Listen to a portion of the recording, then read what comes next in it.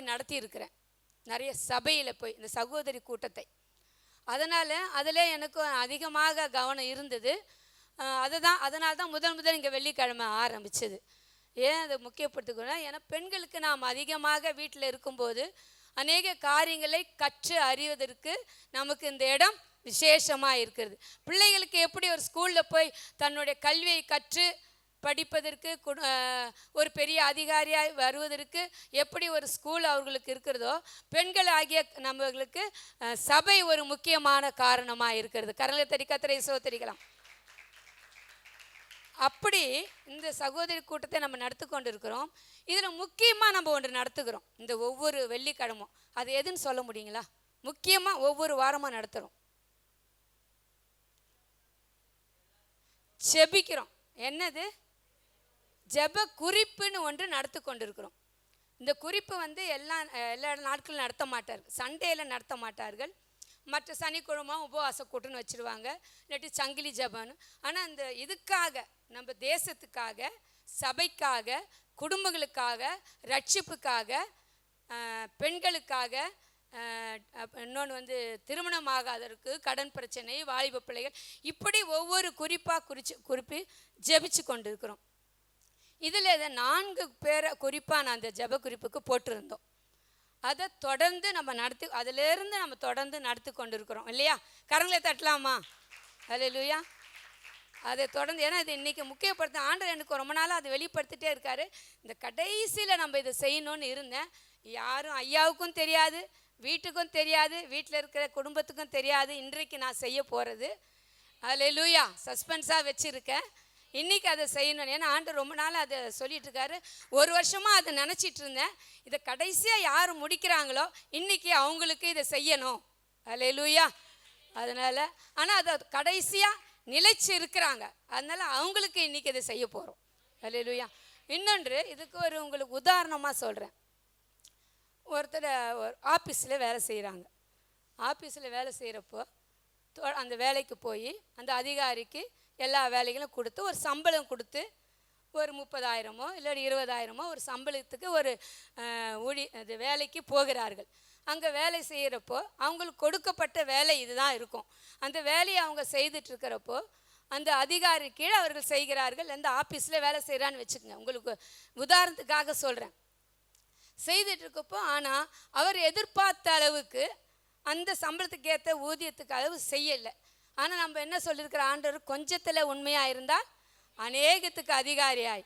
ஆனால் நமக்காக அந்த வேலையை கொடுத்தார்கள், நம்ம சரியாக செய்யலைன்னா அந்த அதிகாரிக்கு வேதனையாக இருக்கும். எப்படியாவது இவரை நிறுத்திடணும்னு நினைப்பார் இல்லைங்களா, யாராக இருந்தாலும். ஆனால் நம்ம என்ன பண்ணணும்னா கொஞ்சத்தில் உண்மையாக இருக்கணும். அப்போ கொடுக்கப்பட்ட வேலையை காட்டிலும் அதையாவது கரெக்டாக செய்யணும். இல்லாட்டி நம்ம என்ன பண்ணணும், அந்த அதிகாரிக்கு பலுவை குறைக்கிறதுக்காக அவருடைய வேலையை நீங்கள் சேர்த்து செய்யும்போது அந்த அதிகாரி என்ன நினைப்பார், இன்னும் சந்தோஷப்பட்டு இன்னும் அதிக சம்பளத்தை கொடுக்க என்ன பண்ணுவார், கொடுக்கணும்னு நினைப்பார். அப்போ நம்ம எப்படிப்பட்டவர்களாக இருக்க வேண்டும்? விசுவாசம். அந்த ஊழியத்தில் ஆண்டவர் உங்களுக்கு ஒரு சின்ன ஊழியம், எந்த ஊழியமாக இருந்தால், ஊழியம்னா இதுதான் ஊழியம் இல்லை. இப்போ ஜெப குறிப்பு நடத்துகிறீங்களே அது ஊழியம், பாடல் பாடுறீங்களே அது ஊழியம், சேர் போடுறோமே அது ஊழியம். எல்லாம் செகண்ட் சண்டே ஆராதனையில் ஒவ்வொரு நாளும் தொடர்ந்து சகோதரர்கள் பரிமாறுறாங்களே அது முக்கியமான ஊழியம். அல்லேலூயா. கரங்க தட்டலாம். இப்படி அநேக ஊழியர்களை செய்து கொண்டு இருக்கிறீர்கள், நாங்களும் அதை கவனித்து கொண்டு இருக்கிறோம். இன்றைக்கு அந்த ஒரு குறிப்புக்காக இது இந்த வருஷம் முடிக்க போகிறோம். இந்த ஜெப குறிப்பை இன்றைக்கி ஜெயசிலி சிஸ்டர் நடத்தினாங்க. இதை தொடர்ந்து இன்ற வரைக்கும் அவங்க ஒருத்தர் நிலையாக நின்று அவங்களுக்கு நன்றி செலுத்துறேன். உண்மையிலே நன்றி உள்ளவர்களாய் நாம் இருக்க வேண்டும். அதுக்காக யாராவது ஒருத்தர் பெரியங்க வாங்க சிஸ்டர்.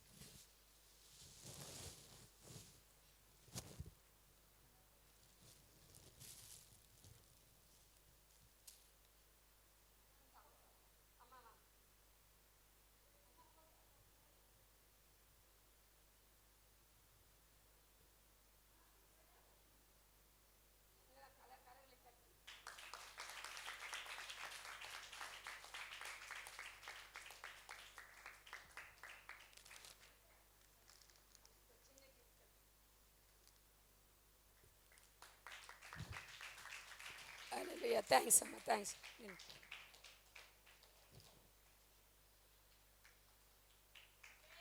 ஹல்லேலூயா.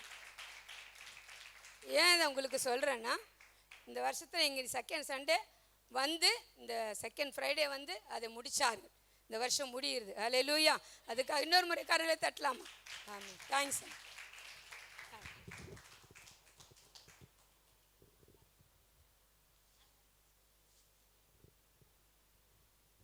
தேவன் நாமத்துக்கு மகிமை உண்டாதாக.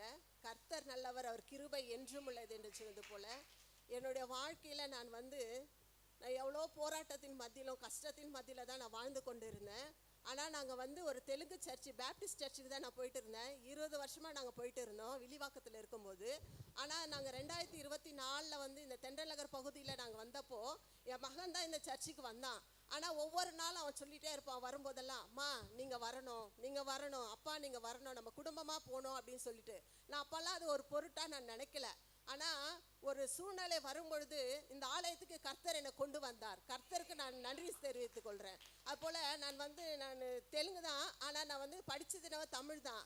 ஆனால் நான் அவ்வளோவா ஜபம் பண்ணுறது, அப்புறம் பைபிள் வாசிக்கிறது அதெல்லாம் கொஞ்சம் பின்தங்கி தான் இருந்தேன்.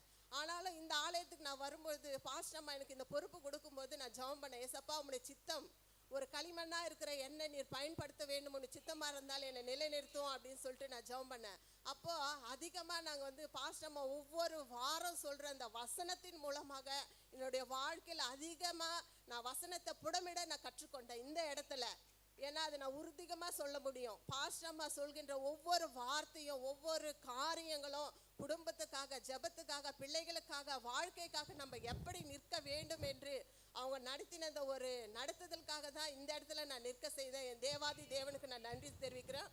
இன்னும் அதிகமாக எங்கள் குடும்பம், நாங்கள் இந்த ஆலயத்துக்காக, தேவனுக்காக சாட்சியாக நிற்கணும், ஊழியன் பாதையில் நடக்கணும். போராட்டங்கள் எத்தனை வந்தாலும் கர்த்தர் அந்த துக்கத்தை சந்தோஷமாய் மாற்றுவார் என்ற நம்பிக்கையோட இந்த இடத்துல நான் நிற்க செய்தேன். என் தேவாதி தேவனுக்கும் என்னை மகிமைப்படுத்தின பாஸ்டம்மாக்கும் குடும்பத்துக்கும் நான் நன்றியை தெரிவித்துக் கொள்கிறேன். ஆமேன். ஹல்லேலூயா. இது ஒரு வாரமாக ஆண்டு எனக்கு வெளிப்படுத்திக்கிட்டே இருக்காரு. ஆனால் போன வருஷமே இதை கடைசியாக முடிக்கிறப்போ இதை ஒரு சாட்சியாக சொல்லி நடத்தணும்னு ஏன் சொல்கிறேன்னா, ஆண்டவர் நம்மளை உயர்த்துகிறார். ஆண்டவர் பார்த்து கொண்டு இருக்கிறார். ஒரு எல்லா இடத்துலையும் நம்ம ஊழியத்துலேயும் சரி, மற்ற இடத்துலையும் சரி, நம்ம செய்யும்போது உயர் அதிகாரி நம்மளை கண்டிப்பாக நமக்கு ஒரு ப்ரமோஷன் ஒன்று கொடுப்பார். ஹல்லேலூயா. அதுபோல் ஒரு சின்ன காரியத்தை நாம் செய்கிறோம் தொடர்ந்து. ஏன்னா நீங்கள் சபையில் ஒரு தூணாய் நிற்கிறீர்கள். இருந்து இந்த சபையை நடத்துறதுக்காக உங்களுக்கு நன்றியை செலுத்திருக்கிறேன். அது மாத்திரம் இல்லை, தொடர்ந்து செபிங்க. எல்லா ஜபத்துக்காகவும் கர்த்தர் பெரிய காரியங்களை செய்யணும். அது மாத்திரம் இந்த ஜப குறிப்பு முக்கியமாக அநேக காரியத்துக்காக நம்ம தொடர்ந்து ஜெபிச்சுட்ருக்குறோம். அதில் முதல்ல முக்கியமாக காரியம்டா, நிறைய காரியத்தை ஆண்டவர் செய்திருக்கார். ஹல்லேலூயா. திருமணமாகாத பிள்ளைகளுக்கு திருமணமாக வச்சுருக்கார். நிறைய பேர் கடன் பிரச்சனையினால வந்தாங்க, கடனிலிருந்து விடுதலை கொடுத்தார். நிறைய பேர் பலவீனமாக வந்தாங்க, கர்த்தர் சுகத்தை கொடுத்தார். அநேக பேர் எத்தனையோ வருஷமாய் கர்ப்பத்தின் கனி இல்லாதவருக்கு கர்த்தர் ஒரு 8 பேருக்கு இந்த இடத்துல ஜெபிச்சு கர்த்தர் கொடுத்துருக்கிறார்.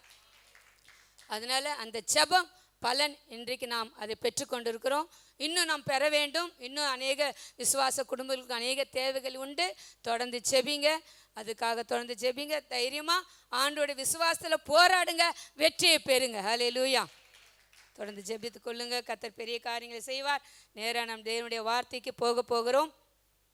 இந்த நாளில் 3 காரியத்தை சுருக்கமாக செய்து நம்ம முடிச்சிடலாம். நாம் ஒரு காரியத்திலிருந்து வெளியே வரப்போகிறோம். ஹல்லேலூயா. உங்களுடைய பிரச்சனையிலேருந்து வெளியே வரப்போகிறீங்க இந்த வருஷம். அப்படி யார் யார் வெளியே வந்தார்கள்? 3 பேர் வெளியே வந்தார்கள். யோனா மீனின் வயிற்றிலிருந்து வெளியே வந்தார். ஹல்லேலூயா. வயிற்றுக்குள்ளே போனார், வெளியே வந்தார். 2வது தானியேல் சிங்க கெபிக்குள்ளே போனார். ஹல்லேலூயா. வெளியே வந்தாரா? வர முடியுமா? வந்தார். 3வது யோவானில் லாசரு கல்லறைக்குள்ளே போனவர் வெளியே வந்தார். அதனால் உங்களோட பிரச்சனை உங்களுக்கு சாதாரண காரியம். சிங்க கெபியில் உள்ளே போனவர் வெளியே வர முடிஞ்சுதா? அந்த கெபிலேருந்து வெளியே வந்தார். அடுத்ததாக பார்த்தீங்கன்னா வயிற்றுக்குள்ளே இருந்தவர், மீனின் வயிற்றுக்குள்ளே இருந்தவர் வெளியே வந்தார். 3வது நீங்கள் பார்க்கும்போது கல்லறையின் உள்ளே, கல்லறை குகையில் வைத்தார்களாம் அவரை. அந்த குகையிலிருந்து நான்காவது நாள் வெளியில் வந்தார். அப்போ உங்களுடைய பிரச்சனை ஆண்டவருக்கு என்னது? சின்னதுங்க. அல்லேலூயா. இவ்வளோ நாளாக உபத்திரன் குகையில் இருக்கிறன்னு நினைக்கிறீங்களா? சிங்க கெபின் வாயில் அடப்பட்டு இருக்கிறன்னு நினைக்கிறீங்களா? இந்த நாளில் விடுவிக்க போகிறார். அல்லேலூயா. பிரச்சனையிலிருந்து இந்த நாளில் உங்களுக்கு தீர்வு வரப்போகிறது. அல்லேலூயா. ரொம்ப நாளாக இருந்து நீங்கள் அடிமை தனத்தில் வாழ்ந்து கொண்டு இருந்தீர்களா? கெபிக்குள்ளே இருந்தீர்களா? குகைக்குள்ளே இருந்தீர்களா? மீனின் வயிற்றுக்குள்ளே, எந்த வயிற்றுக்குள்ளே இருக்கிறன்னு தெரியாது. யோனா கூக்கரித்து கொண்டாராம். எதுக்குள்ளே இருக்குன்னு அவருக்கு தெரியுமா? மீன் என்னைக்கு 3ஆம் நாள் வெளியே அடுத்த நாள் கரையில் கக்கிறப்ப தான் அவருக்கே தெரிஞ்சுது மீன் வயிற்றில் இருந்தோம். அவர் மீன் வயிற்றிலேருந்து எப்படி கூப்பிட்டான்னு பார்க்கலாமா? யோனா 1ஆம் அதிகாரம் 17ஆம் வசனம் படிங்க. யோனா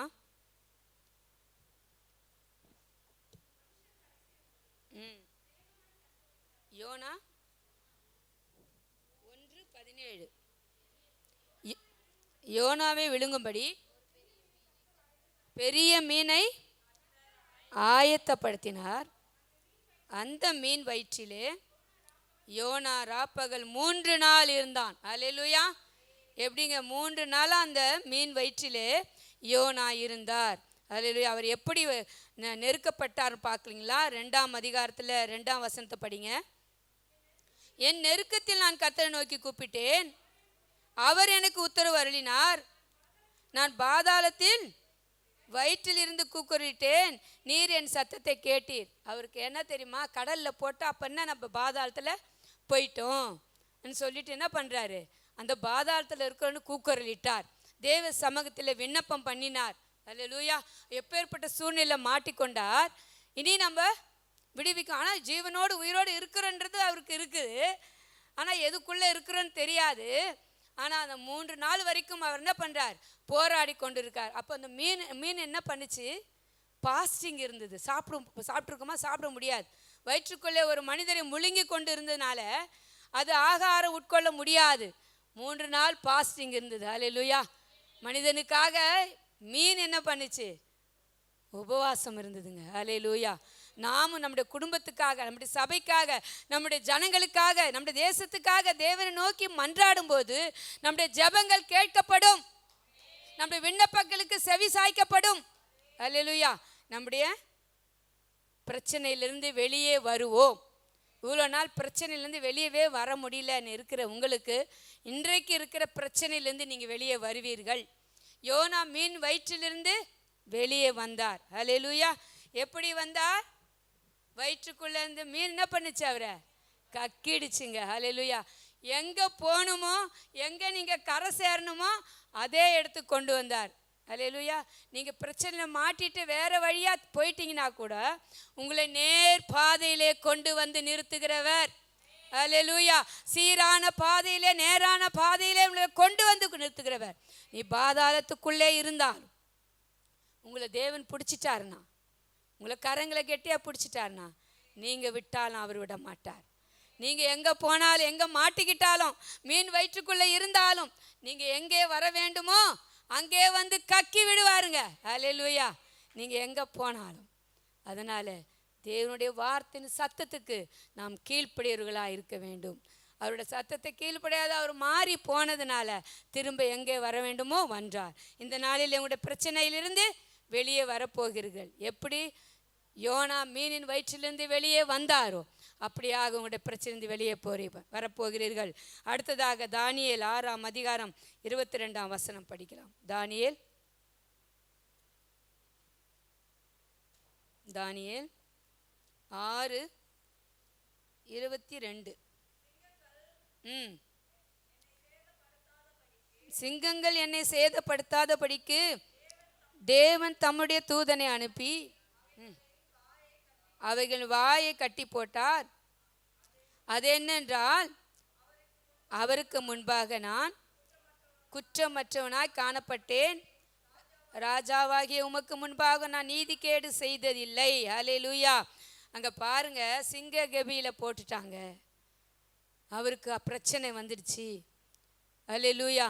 அதிலிருந்து வெளியே வர வேண்டும். எப்படி வந்தார்? ஆராதிக்கிற தேவன் உண்மை உள்ளவர். ஜீவிக்கிறவர், ஜீவாதிபதி, ஜீவ கிறிஸ்து இந்த நாளிலே உங்களை பிரச்சனையிலிருந்து வெளியே கொண்டு வருவார். உங்களை பிரச்சனையில் மாட்டிக்கிட்டீங்களா? சில பேர் தானாக போய் மாட்டிப்பாங்க, இல்லை தானாக தேடி வரும். இவருக்கு என்ன, அவராக போய் மாட்டிக்கிட்டாரு, அவரை கொண்டு போய் போட்டார்கள், அந்த பிரச்சனையிலே மாட்டி விட்டார்கள். அல்லேலூயா. அவர் தேவனை தான் தேடினார். பிரச்சனை இப்படி தான் நமக்கு பிரச்சனையில் வரும். தேவையில்லாத ஒரு காரியமே இருக்காது, தேவையில்லாத எப்படியாவது ஒரு பிரச்சனையில் மாட்டிப்போம். நம்ம வேறு காரியத்துக்காக இருப்போம், ஆனால் அது பிரச்சனை போய் மாட்டிப்போம். எப்படி நமக்கே தெரியாது. பிசாசு என்ன பண்ணுவான், நமக்கு எப்படியாவது கண்ணி வைப்பான் சிக்கி கொள்ளும்படி. அல்லேலூயா. அது நமக்கு தெரியாதுன்னு வைப்பான் பிசாசு. எப்படி ஒரு பறவை பிடிக்குன்னா அந்த வலையை போடுறதுக்கு அந்த பறவைக்கு தெரியாதப்போ தான் போடுவாங்க, அப்போ தான் அதை மாட்டிக்கொள்ளும். அப்படி தான் நமக்கு என்ன பண்ணுவான், பிசாசு போடுவான். ஆனால் என்ன விரிச்சாலும் என்ன பண்ணாலும், நீ என்ன சிங்க கபியில் போட்டாலும், நான் ஆராதிக்கிறவர் ஜீவனுள்ளவர், அவர் அந்த பிரச்சனையிலேருந்து வெளியே கொண்டு வருவார். நீங்கள் குடும்பத்தில் இருக்கிற போராட்டம் உங்களால் சொல்ல முடியாத அளவுக்கு இருக்கலாம். அல்லேலூயா. என் கணவர் இன்னும் ரட்சிக்கப்படவில்லை, முழுவதுமாய் மாறவில்லை, என் பிள்ளை இன்னும் எல்லாவற்றிலும் இருக்கிறான், அதுலேருந்து வெளியே வரல, இந்த பிரச்சனையில் இருக்கிறான், தவிக்கிறான் நினைக்கிறீங்களா? இந்த நாள் எல்லா பிரச்சனையிலிருந்து அந்த சிங்க கபிலிருந்து வெளியே கொண்டு வந்த ஆண்டவர் உங்களை அது பிரச்சனையிலிருந்து வெளியே கொண்டு வர வல்லவராக இருக்கிறார். அல்லேலூயா. இந்த நாளை அப்படியாக உங்களுக்கு அற்புதங்களை செய்கிற தேவன். இந்த வருஷ முடிவுக்குள்ளாக உடைய பிரச்சனையிலிருந்து வெளியே வருவீர்கள் நிச்சயமாக. அல்லேலூயா. அது வெட்கப்பட்டு இருக்கிறீங்களா, துக்கப்பட்டு இருக்கிறீங்களா, கலங்கி இருக்கிறீங்களா, சொல்ல முடியாத அளவு இருக்கிறீங்களா? இந்த நாளை வெளியே வரப்போகிறீர்கள் நிச்சயமாக. அடுத்ததாக நம்ம பார்க்கலாம் யோவான் 11ஆம் அதிகாரம் 43ஆம் வசனம். யோவான்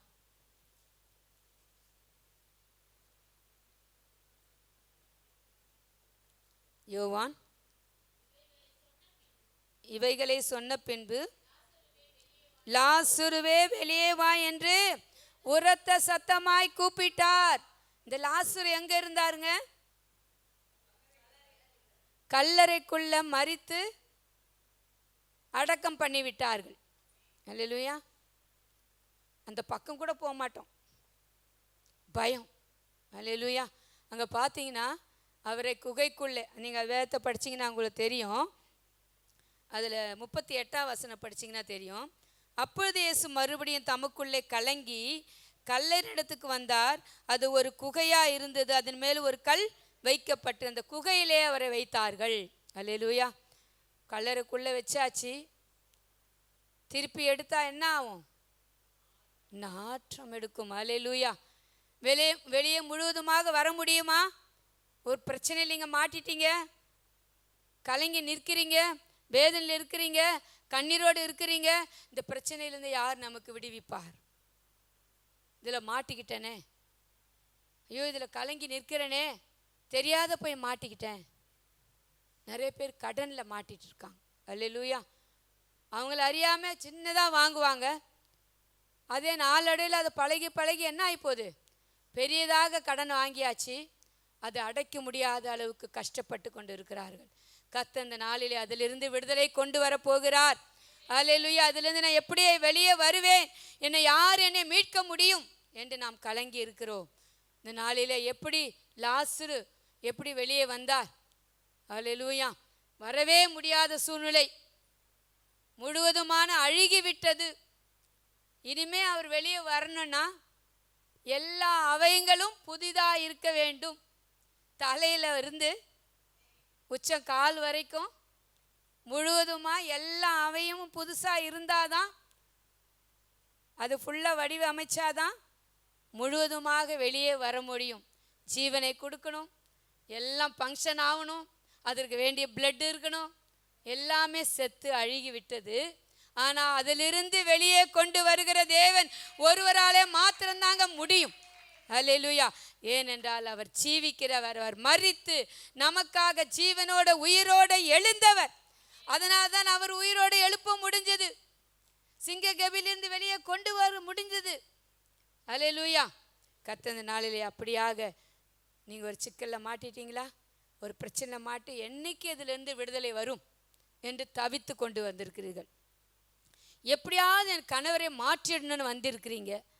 எதையாவது இந்த பிரச்சனை குடும்பத்தில் இருக்க இந்த தீராத பிரச்சனையிலேருந்து நான் வெளியே வரணும்னு நினைக்கிறீங்க. இந்த நாளில் கர்த்தர் உங்களுக்கு அற்புதங்களை செய்ய போகிறார். அல்லேலூயா.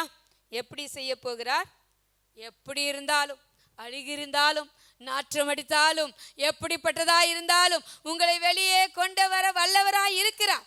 அவர் ஜீவனுள்ளவர், அவர் ஜீவிக்கிறவர், அவர் ஜீவாதிபதி. கர்த்தர் இந்த நாளே உங்களை வெளியே கொண்டு வர போகிறார். எப்படி மீன் வயிற்றுக்குள் இருந்த உங்களை வெளியே கொண்டு வர போகிறார். தானியேல் சிங்க கெபியில் இருந்தவரை சிங்க கெபிக்குள்ளே போட்டாங்க. அதிலிருந்து அவர் வெளியே கொண்டு வந்தார், உயிரோடு ஜீவனோடு கொண்டு வந்தார். மூன்றாவதாக கல்லறையில் மரித்தவரை அடக்க பண்ணப்பட்டவரை ஆண்டவர் ஜீவனோடு வெளியே கொண்டு வந்தார். அப்படியாக இந்த நாட்களே உங்களை வெளியே கொண்டு வர போகிறார். எப்பேற்பட்ட காரியமாக இருந்தாலும் இது முடியவே முடியாது நீங்கள் நினச்சிட்டு இருக்கீங்களா? கண்டிப்பாக இந்த பிரச்சனையிலேருந்து நீங்கள் வெளியே வருவீர்கள். எல்லாம் முழங்கால் படிப்ப போகிறோம். கர்த்தர் இந்த நாளிலே விசுவாசத்தோட அறிக்கை இடுங்க. இது முடியவே முடியாது, இது நடக்கவே நடக்காது சொல்லிட்டு இருக்காங்களா? இன்னைக்கு இதிலிருந்து ஒரு விடுதலை கொடுக்க போகிறார். உங்களுக்கு அற்புதத்தை செய்ய போகிறார். இந்த வருஷம் சந்தோஷமாக கிறிஸ்மஸை கொண்டாட போகிறீங்க. எல்லா பிரச்சனையிலிருந்து, உங்களுக்கு தீராத பிரச்சனையிலிருந்து இன்றைக்கு கிறிஸ்மஸ் சந்தோஷமாக இந்த வருஷம் கொண்டாட போகிறீங்க. எதெல்லாம் நடக்கலைன்னு நினைக்கிறீங்களோ அதெல்லாம் நடக்க போகிறது. எங்கே அவமானப்பட்டீங்களோ அதே இடத்துல அவங்கள வெற்றி சிறக்க பண்ண போகிறார். தலை நிமிர வைக்க போகிறார். அல்லேலூயா. எல்லாம் முழங்கால் பட்டு ஜெபிக்கலாமா? கர்த்தர் அப்படியாக எனக்கு செய்ய வல்லவராக இருக்கிறார். ஆமேன், ஆமேன், ஆமேன், ஆமேன். கடைசியாக மேரி அம்மாச்சாம். அல்லேலூயா. சோத்திரம், சோத்திரம், சோத்திரம், சோத்திரம். ஆமேன். ஹல்லேலூயா, ஹல்லேலூயா. நன்றி, நன்றி. மகளை கூட தேவனே வல்லமையாய் ஆமென், ஆமென். ஹல்லேலூயா. அப்பா சோத்திரம், சோத்திரம், சோத்திரம். சகோதரிகளுக்கு ஆலோசனை கொடுக்கக்கூடிய ஆமென். ஹல்லேலூயா, ஹல்லேலூயா. பயன்படுத்தி கொண்டு வருகிறீர். நன்றி, நன்றி, நன்றி, நன்றி அப்பா. கொடுக்கப்பட்ட தேவனே ஒவ்வொரு வசனத்தையும் கர்த்தாவே கடைபிடித்து நடக்கக்கூடிய பிள்ளைகளாய் மத்தியில பெரிய காரியங்களை செய்து கொண்டு வரீங்க. அப்பா நீங்க அப்படி செஞ்ச நன்மைகளுக்காய் நன்றி, நன்றி, நன்றி, நன்றி. நாம மாத்திரம் மகிமைப்படட்டும். ரட்சகராகிய இயேசுவின் நாமத்தினாலே பிதாவே. ஆமென், ஆமென். எல்லாரும் சேர்ந்து என் ஆத்துமாவே கர்த்தரை ஸ்தோத்திரி, என் முழு உள்ளமையோடு பரிசுத்த நாமத்தை ஸ்தோத்திரி. என் ஆத்துமாவே கர்த்தரை ஸ்தோத்திரி, கர்த்தர் செய்த சகல உபகாரங்களையும் மறவார். ஆமென். அல்லேலூயா, அல்லேலூயா, அல்லேலூயா. கர்த்தர் தாமே உங்களை ஆசீர்வதிப்பார். ஸ்தோத்திரம், ஸ்தோத்திரம்.